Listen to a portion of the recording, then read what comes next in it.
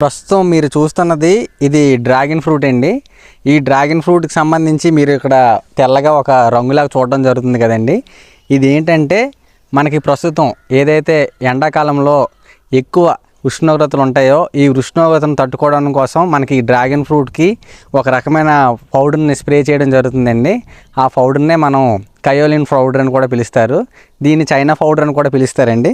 ఈ పౌడర్ని మనం 1 లీటర్ నీటికి 20 గ్రాముల చొప్పున కలుపుకొని దాంతోపాటు గమ్ము కూడా కలుపుకొని మనకి ఈ డ్రాగన్ ఫ్రూట్ మొక్కల మీద స్ప్రే చేస్తే అది ఏటవుతుందంటే మనకి ఏదైతే టెంపరేచర్ ఉన్నదో సుమారు 40 డిగ్రీలు ఎండాకాలంలో దాటే అవకాశం ఉంటుంది. కాబట్టి ఈ 40 డిగ్రీల టెంపరేచర్ అనేది మనకి సుమారు ఈ పౌడర్ని స్ప్రే చేసుకోవడం వల్ల ఒక 7 డిగ్రీల వరకు కూడా మనకి టెంపరేచర్ అనేది మొక్కలు తగ్గించే విధంగా ఉంటాయనేసి మనకి తెలపడం జరిగిందండి. మా రైతు కూడా ఈ పద్ధతిని అవలంబించి ఈ డ్రాగన్ ఫ్రూట్ని ఈ ఎండాకాలంలో సక్సెస్గా రన్ చేయడం జరుగుతుంది.